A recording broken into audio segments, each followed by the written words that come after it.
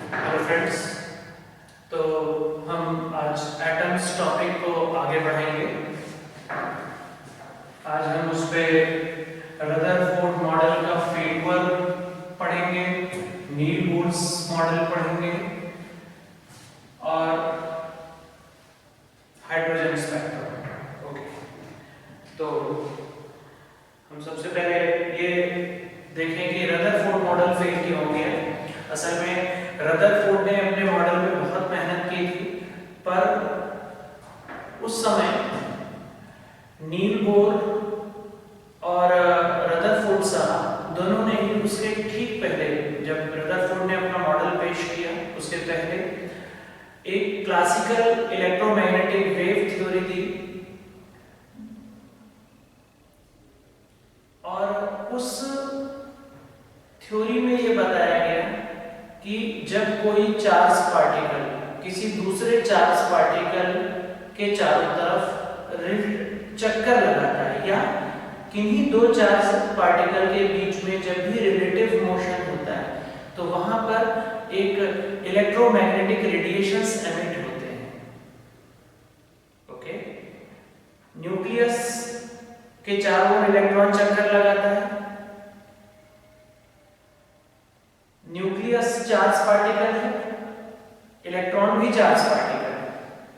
तो उस कॉन्फ्रेंस को रदरफोर्ड और नील बोर दोनों ने अटेंड किया था और दोनों ने ये उस प्रेजेंटेशन को देखा था जहां पर कि क्लासिकल वेव थ्योरी में ये बताया गया था कि जब कभी भी कोई एक चार्ज पार्टिकल दूसरे चार्ज पार्टिकल के चारों ओर चक्कर लगाता है then it will radiate some electromagnetic radiations. तो जब रदरफोर्ड ने अपना मॉडल पेश किया उस समय नील बोर साहब ने हाथ खड़ा किया, पूछा कि अगर इलेक्ट्रॉन चार्ज पार्टिकल है और न्यूक्लियस भी चार्ज पार्टिकल है तो अगर इलेक्ट्रॉन न्यूक्लियस के चारों ओर चक्कर लगाएगा so it will radiate electromagnetic radiations. इससे इसकी एनर्जी कम होती जाएगी और एनर्जी अगर कम होगी तो इसका ऑर्बिट जो है वो छोटा होता जाएगा और छोटा होते होते होते finally it will drop into the nucleus. ये पॉजिटिव, तो अगर इलेक्ट्रॉन यहां रिवॉल्व कर रहा है तो ये कुछ इस तरह से होना चाहिए इसका इवोल्यूशन, क्योंकि उसको लगातार उसकी एनर्जी कम होती जाएगी and finally it will drop into the nucleus. Rutherford इस का आंसर इस बात को एक्सप्लेन नहीं कर पाए और इसी वजह से उनका जो उन्होंने इतनी मेहनत की थी, हालांकि उनका बहुत बड़ा योगदान है, उन्होंने न्यूक्लियस डिस्कवर किया, बहुत सारे रास्ते खोले, पर फाइनली वो थ्योरी फेल हो गई। अब हम नील बोर्स, जिनका ये प्रश्न था, नील बोर के मॉडल पे हम आते हैं। तो नील बोर ने क्या क्या बातें कही। नील बोर का जो एटॉमिक मॉडल था, Bohr's model of atom, Bohr's model of atom, Niels Bohr का मॉडल,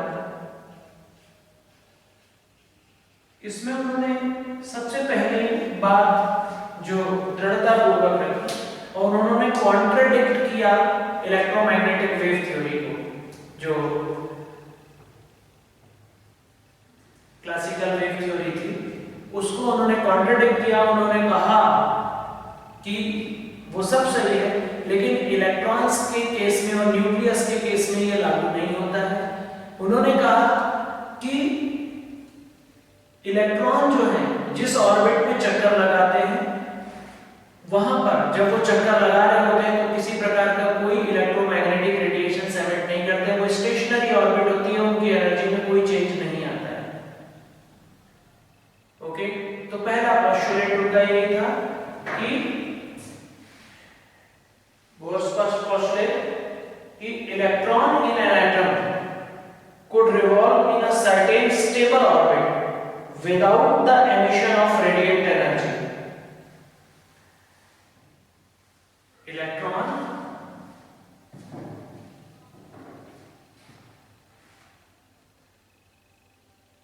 एक निश्चित कक्षा में चक्कर लगाते हैं बिना किसी प्रकार के विकिरण के विकिरण के उत्सर्जन में किसी प्रकार की तरंगों को वो उत्सर्जित, विद्युत चुंबकीय तरंगों को उत्सर्जित नहीं करते।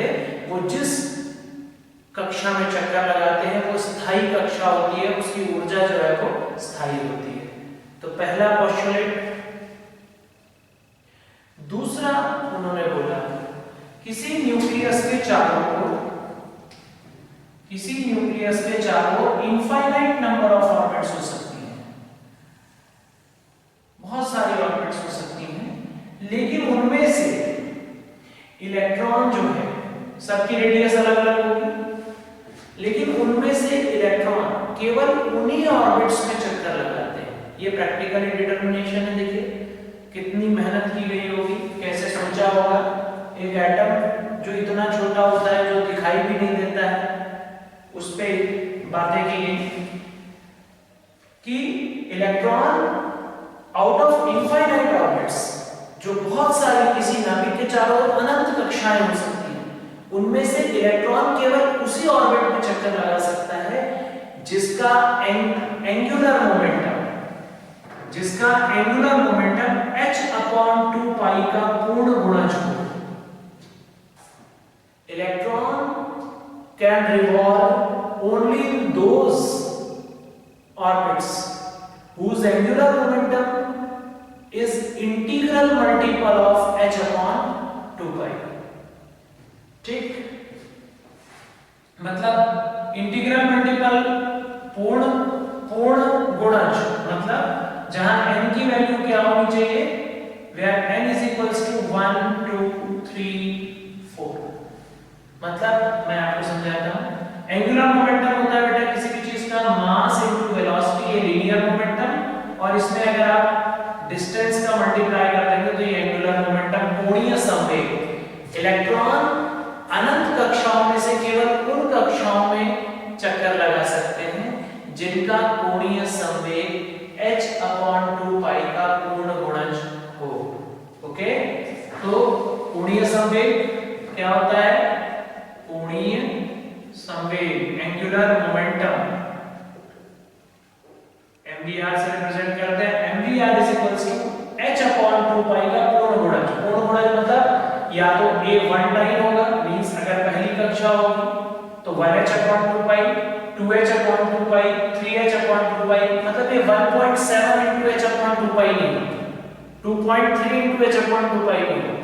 तो ये सारे कैलकुलेशंस वहां पर हुए, सोचिए। ठीक है, तो ये दूसरा पोस्टुलेट था कि आउट ऑफ इनफाइनाइट ऑर्बिट, अनंत कक्षाओं में से इलेक्ट्रॉन केवल उन कक्षाओं में घूमते हैं जिनका कोणीय संवेग h/2 पाई का पूर्ण गुणज होता है। Electrons can revolve only in those particular orbits whose angular momentum is integral multiple of h/2 pi. Okay, so mvr is equals to nh/2 pi. n can take any value 1 2 3 4, n 1 2 3 4 में से कोई भी value ले सकता है। ये दूसरी। तीसरी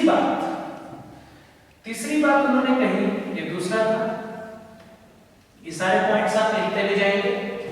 तीसरा पॉइंट, अगर किसी हायर ऑर्बिट से, देखिए जो नाभिक के पास में जो सबसे पहली ऑर्बिट होती है उसकी ऊर्जा सबसे कम। हमने ऊर्जा के लिए फॉर्मूला पढ़ा, एनर्जी के लिए भी हमने फॉर्मूला पढ़ा था। तो और अभी हम एक बार और डायरेक्ट करेंगे इसको। जो न्यूक्लियस के पास जो ऑर्बिट होती है उसकी एनर्जी कम होती है, और जैसे जैसे हम न्यूक्लियस से दूर जाते जाते हैं एनर्जी क्या होती जाती है? बढ़ती जाती है, ऊर्जा बढ़ती जाती है। तो इलेक्ट्रॉन अगर किसी हायर एनर्जी लेवल से लोअर एनर्जी लेवल पे कूदता है, जंप करता है, ओके, तो वो फोटॉन एमिट करता है। फोटॉन एमिट करेगा, फोटॉन जिसकी एनर्जी h न्यू के बराबर होती है। एक लाइट का पार्टिकल होता है जिसे, तो एक फोटॉन जब एमिट करेगा तब वो हायर एनर्जी लेवल से उच्च ऊर्जा स्तर से निम्न ऊर्जा स्तर में जंप करेगा।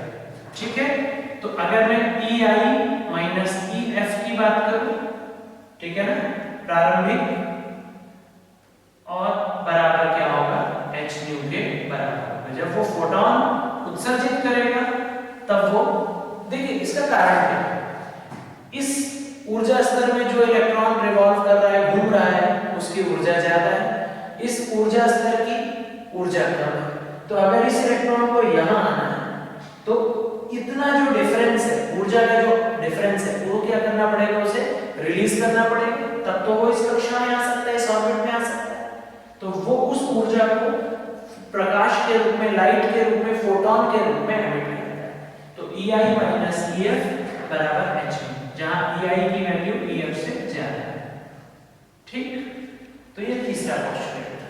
तो ये तीन पोस्टुलेट दिए। पहला, इलेक्ट्रॉन जो है जिस और स्टेशनरी ऑर्बिट में ही चक्कर लगाते हैं, किसी प्रकार की कोई एनर्जी रेडिएट नहीं करते, किसी प्रकार की कोई ऊर्जा नहीं उत्सर्जित करते हैं। दूसरा, इलेक्ट्रॉन केवल उन्हीं कक्षाओं में चक्कर लगाते हैं, केवल उन्हीं ऑर्बिट्स में चक्कर लगाते हैं जिनका एंगुलर मोमेंटम, जिनका कोणीय संवेग h/2π का पूर्ण गुणज। ओके। तीसरी बात, जब कभी भी इलेक्ट्रॉन उच्च ऊर्जा स्तर से निम्न ऊर्जा स्तर में जंप करेगा, आएगा, वापस आएगा, तो वो फोटोन को क्या करेगा, उत्सर्जित करेगा। तो ये तीन नील बोर के पोस्टुलेट थे।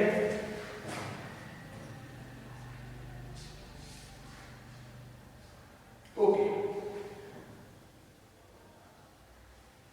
अब हम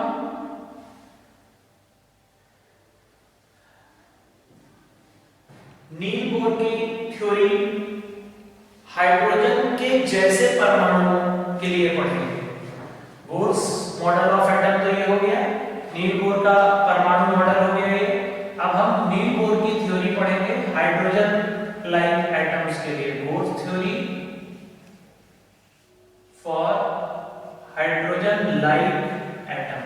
हाइड्रोजन लाइक एटम से मतलब क्या है, जिनका परमाणु क्रमांक, जिनके नाभिक में, जिनके बाह्यतम कोश में एक ही इलेक्ट्रॉन है।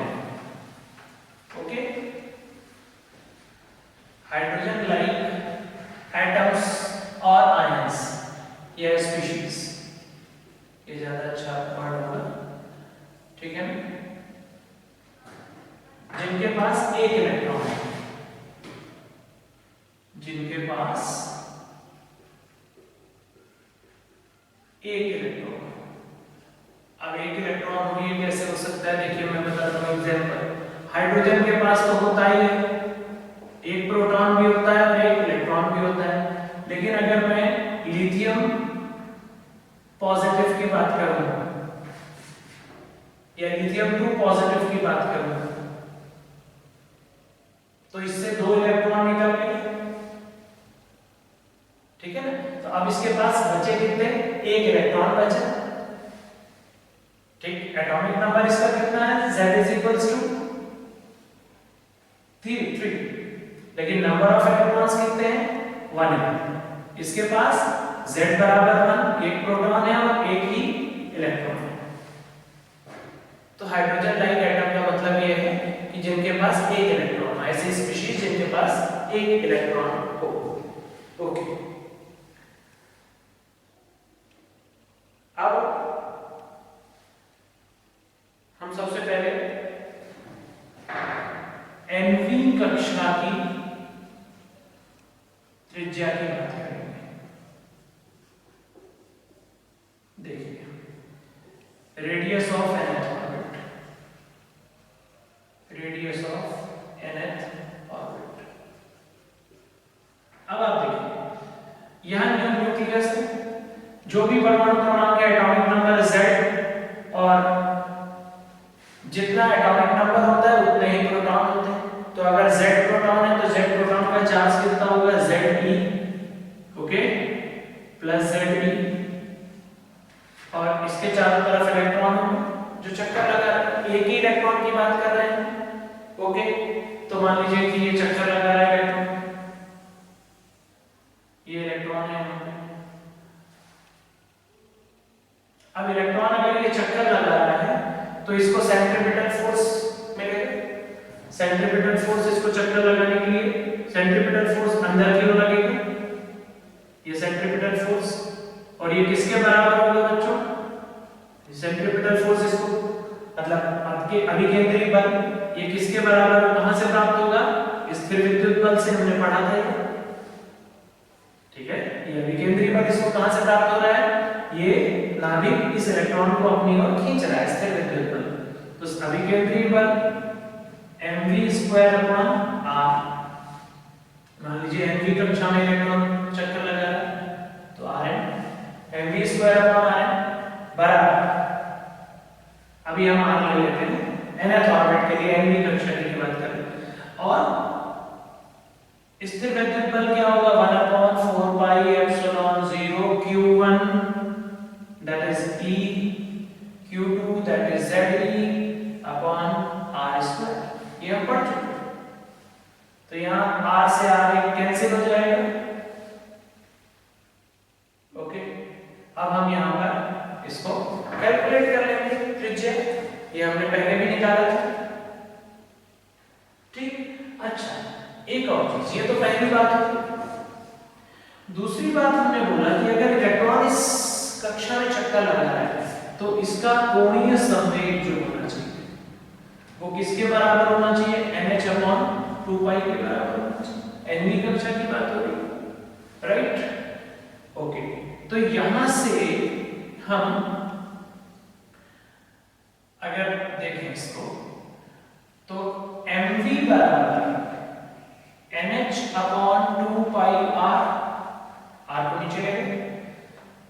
हम अगर यहाँ पे स्क्वायरिंग कर दें, दोनों तरफ वर्ग कर दें, तो वर्ग करेंगे तो ये n² v² हो जाएगा और ये हो जाएगा n² h²/4π², 2 का स्क्वायर 4π² r²। हमको सिर्फ क्या चाहिए? mv²। तो एक m को हम कहाँ भेज दें? नीचे। तो mv² बराबर क्या हो जाएगा बच्चों? एक m नीचे भेज दीजिए, n² h²/4πr² और अपॉन इनटू m, यहां आ गई mv² की वैल्यू आ गई, ओके। हम यहां पर रख सकते हैं mv² की वैल्यू इक्वेशन 1 समीकरण 1 पुट इन इक्वेशन 1। तो यहां रखते हैं mv² की वैल्यू, सो n² h²/4π² इनटू m बराबर 1/4πε0। ये इसको हम कांस्टेंट k भी दे सकते हैं, इसका नाम k बराबर 1/4πε0 ze² r, ओके। ये एक r से एक r कैंसिल कर दें और r को ऊपर ले जाएं, तो यहां से, या फिर हम इसको पूरा रेसिप्रोकल कर दें, पलट दें दोनों साइड, तो ये क्या हो जाएगा? 4πr² r into m upon n² h² बराबर, यहां पे पलट जाएगा तो 1/k ze², राइट। k की वैल्यू 1/4πε0, वेयर k बराबर 1/4πε0। इसकी वैल्यू कितनी होती है? 9 × 10⁻⁹, ओके। तो यहां से हम r को छोड़ दें और बाकी चीजों को हम दूसरी तरफ भेज दें, तो ये n² h² ऊपर चला जाएगा अपॉन, ये सब नीचे आ जाएगा, 4π² पूरा नीचे 4π² और ये k ze²। Is that clear? ये आ गई रेडियस, त्रिज्या आ गई, ओके। यहां से आप क्लियरली देख सकते हैं कि इसका मतलब क्या हुआ कि रेडियस ऑफ nth ऑर्बिट जो है, बाकी सारी चीजें कांस्टेंट है, देखिए h कांस्टेंट है, 4 कांस्टेंट है, पाई कांस्टेंट है, m क्या है? इलेक्ट्रॉन का द्रव्यमान, वो भी कांस्टेंट है, k की वैल्यू कांस्टेंट है, E की वैल्यू कांस्टेंट है। केवल वैल्यू चेंज किसकी हो सकती है? केवल वैल्यू किसकी चेंज हो सकती है? n की कक्षा। एक ही परमाणु में अलग अलग कक्षाओं की बात हो सकती है, किसी भी परमाणु के लिए z का मान फिक्स होगा तो n चेंज होगा, तो बाकी सारी चीजें कांस्टेंट है। तो किसी भी जो त्रिज्या होती है nवीं कक्षा की, वो किस पे डिपेंड करेगी? Proportional to n²। अगर हम हाइड्रोजन परमाणु के लिए बात करें, हाइड्रोजन के लिए बात करें, तो z का मान क्या हो जाएगा बच्चों? 1 हो जाएगा। तो r बराबर क्या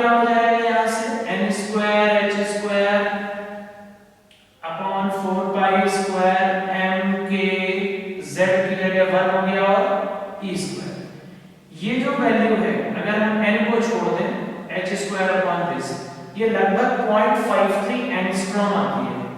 तो Rn बराबर 0.53 n स्क्वायर एंगस्ट्रॉम। एंगस्ट्रॉम मतलब 10 की पावर -10 मीटर। तो ये त्रिज्या हो गई बच्चों 0.53 n स्क्वायर। अब देखिए अगर मैं रेडियस ऑफ फर्स्ट ऑर्बिट की बात करूं तो ये एग्जैक्टली n की जगह क्या हो जाएगा 1 हो जाएगा 0.53 एंगस्ट्रॉम, राइट। अगर आपको ये मालूम है तो आप सेकंड ऑर्बिट की रेडियस सीधा निकाल सकते हैं क्योंकि n स्क्वायर से मल्टीप्लाई। तो सेकंड में क्या हो जाएगा n की जगह 2 हो जाएगा तो 2 स्क्वायर मतलब 4 into r1। अगर मैं r3 की बात करूं थर्ड ऑर्बिट की बात करूं तो यहाँ 3 स्क्वायर हो जाएगा that is 9 into r1 and so on. तो इस तरह से अगर हम रेडियस का रेशियो देखें तो 1:4:9:16 इस तरह से चलेगा। ओके, तो ये रेडियस के लिए एक फार्मूला होता है। I know that for NEET point of view ये डेरिवेशंस की जरूरत नहीं है, पर मैं अगर आपको डायरेक्ट ये फार्मूला बताता हूं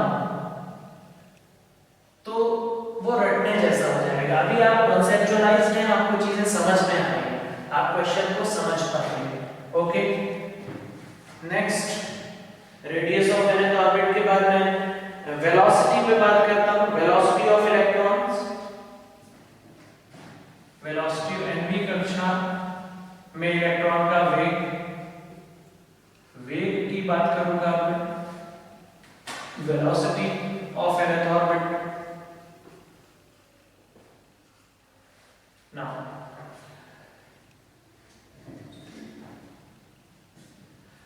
देखिए अगर हम वेलोसिटी की बात करते हैं, अभी हमने पढ़ा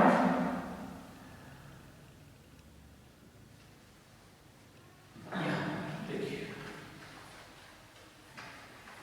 mvr जो सेकेंड पोस्टुलेट था बोहर्स का, mvr बराबर nh/2 तो v बराबर क्या हो जाएगा nh/2πrn।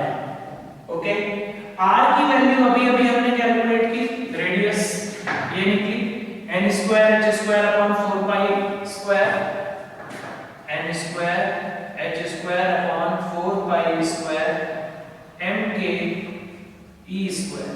इसको हम पुट अप कर दें so it implies that v बराबर nh अपॉन 2πm तो स्टिल और r की जगह n square h square upon ये डिवाइड में है तो ये कहां चला जाएगा पूरा का पूरा ऊपर उठ के चला जाएगा 4 स्क्वायर।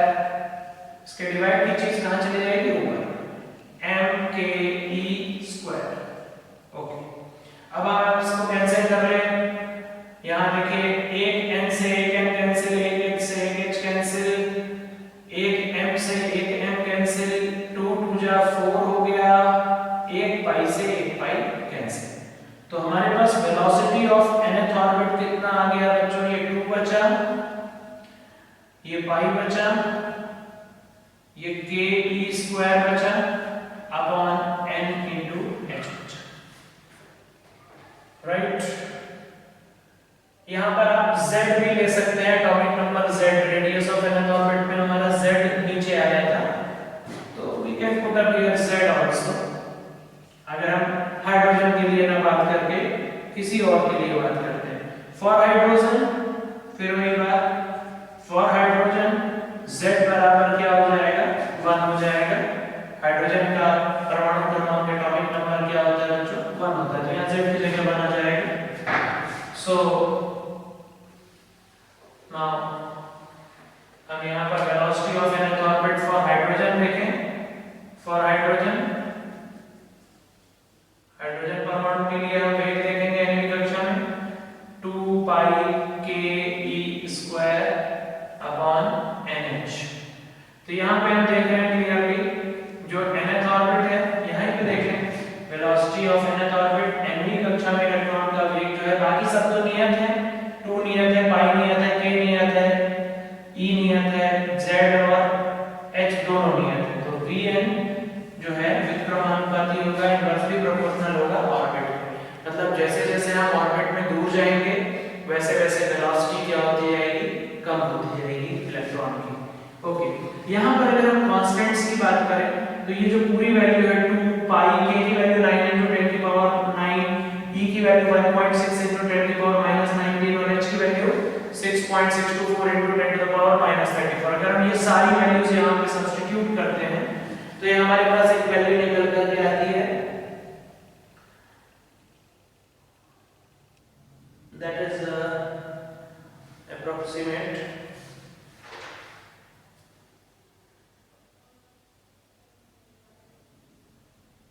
2.18 into 10 की पावर 6, 2.18 into 10 की पावर 6, ओके। और ये z ऊपर चला जाएगा, शायद ये z नीचे होता है रेडियस में,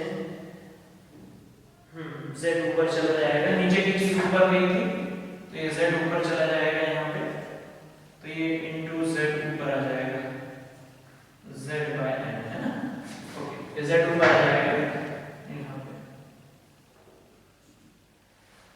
तो इंटू यहाँ पर अगर हम किसी भी उसकी बात करें तो इंटू z बाय n होगा, अगर हम हाइड्रोजन की बात करते हैं तो अपॉन n होगा, 2.18 into 10 की पावर 6 अपॉन n। अच्छा, ये 2.18 into 10 की पावर 6 जो है ये वैल्यू होती है एक्चुअल में स्पीड ऑफ लाइट अपॉन 137 की। तो कई बार ऑप्शन आपको इस तरह से भी मिलेगा, vn बराबर c upon 137 into 1 by n। c इस क्या है, स्पीड ऑफ लाइट। जब आप इसको कैलकुलेट करोगे तो ये वैल्यू आ जाएगी 2.18 into 10 की पावर 6 मीटर पर सेकंड। तो इस तरह से हम velocity of nth orbit hydrogen परमाणु में nवीं कक्षा में इलेक्ट्रॉन का वेग कितना होगा, इस तरह से किसी भी कक्षा में निकाल सकते हैं। देखिए पहली कक्षा में अगर हम बात करें तो c अपॉन 137, अगर हम दूसरी कक्षा में बात करें तो इसमें c अपॉन 137 into 1/2 आ जाएगा, तीसरी में बात करेंगे तो 1/3 आ जाएगा।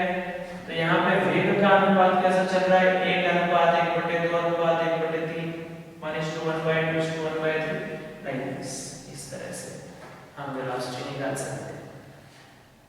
अब हम तीसरी बात करेंगे यहाँ पर ऊर्जा की, energy of electron in stationary orbit, एनवी स्थायी कक्षा में ऊर्जा इलेक्ट्रॉन की, energy of nth orbit. So energy of nth orbit concept वही है आपका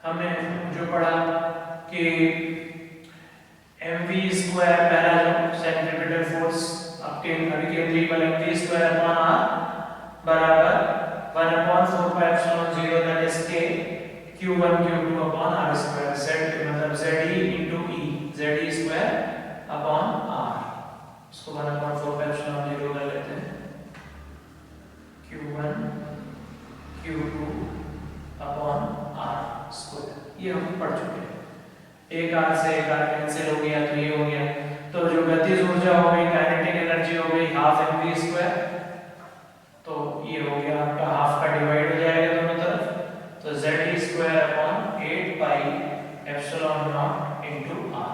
r की वैल्यू हमने अभी अभी पढ़ी, r की वैल्यू हमने अभी अभी निकाली थी, कितना आया था, r की वैल्यू थी आपकी radius of nth orbit n square h square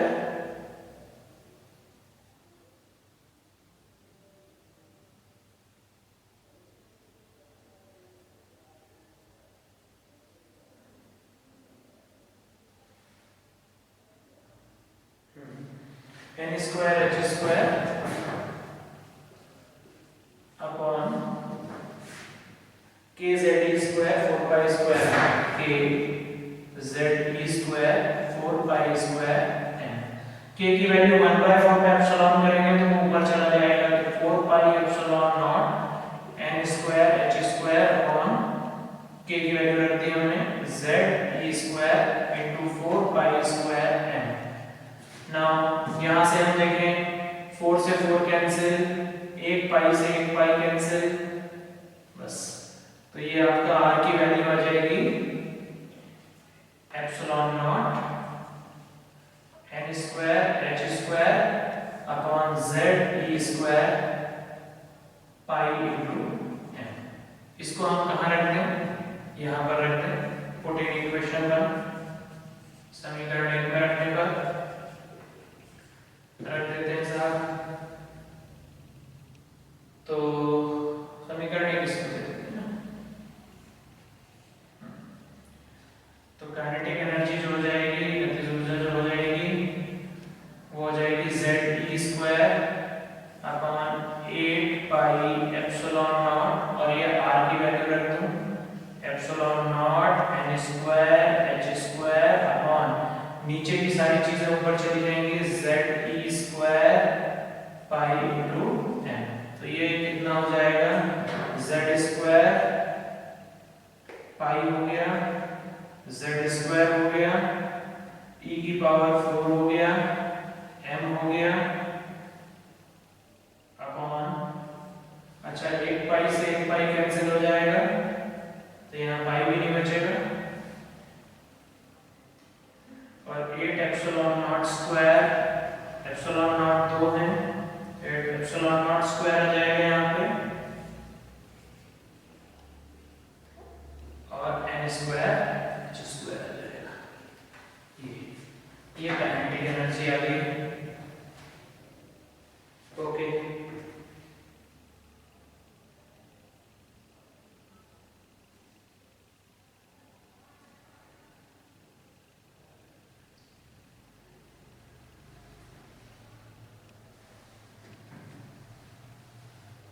तो यहां से आप देख सकते हैं कि काइनेटिक एनर्जी जो है, गतिज ऊर्जा जो है, वो n स्क्वायर के इनवर्सली प्रोपोर्शनल हो रही है।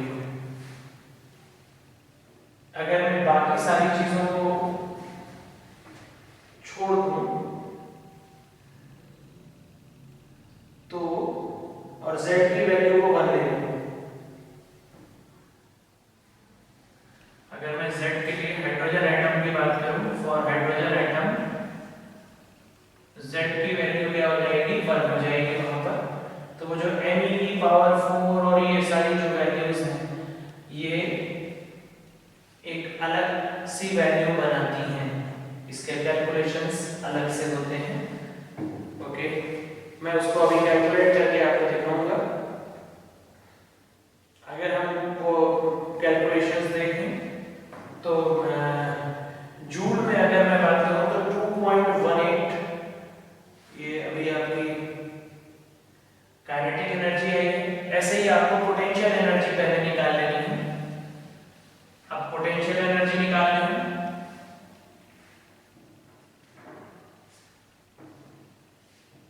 स्थितिज ऊर्जा,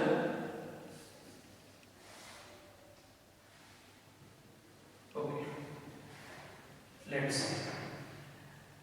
हम लोगों ने अभी कुछ देर पहले ही पढ़ा था, कुछ देर पहले, कि काइनेटिक एनर्जी बराबर minus of potential energy by 2 बराबर माइनस ऑफ टोटल एनर्जी, कुल ऊर्जा।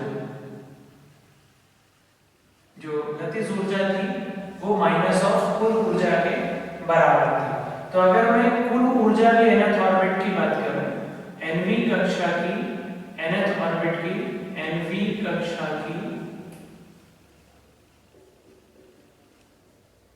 कुल ऊर्जा, टोटल एनर्जी, तो you can say En is equals to minus of z square into m e की power 4 8 epsilon not square into n square h square. अगर हम इस वैल्यू को कैलकुलेट करें, z को छोड़ दें, ये कांस्टेंट वैल्यू को कैलकुलेट करें, तो ये जो वैल्यू आती है, ये आती है बच्चों 2.18 into 10 की पावर -18, -2.18 into 10 की power -18 into Z square upon N square joule. ये अगर हाइड्रोजन के लिए बात करें तो यहाँ पर तो जेड की वैल्यू क्या हो जाएगी बच्चों, 1 हो जाएगी। ओके, एक बात, अगर हम इसको इलेक्ट्रॉन वोल्ट में कन्वर्ट करते हैं, एनर्जी की एक और यूनिट होती है इलेक्ट्रॉन वोल्ट, तो ये -13.6 into Z square upon N square electron volt में आ जाएगी। ठीक, ओके।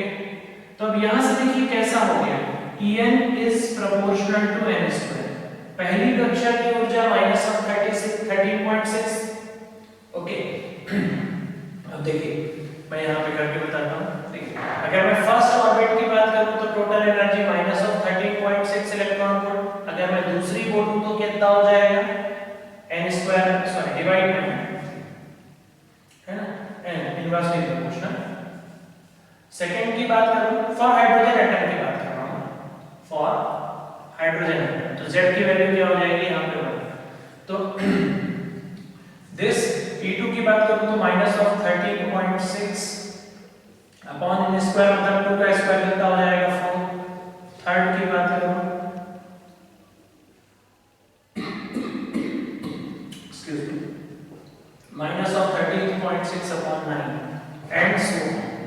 इस तरह से हम कैलकुलेट कर सकते हैं एनर्जी। अगर आपको एक ही ऑर्बिट पता है तो हम बाकी की सारी एनर्जीज कैलकुलेट कर सकते हैं। तो ये थी एनर्जी, रेडियस और वेग के विषय में बातें। आशा करता हूँ आपको समझ में आया होगा। आपको अगर ये थ्योरी समझ में आई है तो मैं बिल्कुल ये कह सकता हूँ कि नीट में नीट की जो भी बुक्स हैं या जो भी जिन भी किताबों से आप क्वेश्चंस करेंगे, डेफिनेटली आपको 90% क्वेश्चंस वहाँ पे बन जाएंगे। आप कोशिश करिए। कैलकुलेशंस में प्रॉब्लम्स हो सकती हैं, बाकी कॉन्सेप्ट वाइज आपको कोई प्रॉब्लम नहीं होगी। मैंने सब कुछ क्लियर किया है। इसके आगे मैं आप लोगों को हाइड्रोजन स्पेक्ट्रम बताऊंगा, रेडबर्ग फॉर्मूला बताऊंगा, और बस इतना ही होगा इस टॉपिक में। तो मिलते हैं नेक्स्ट क्लास में। Thank you.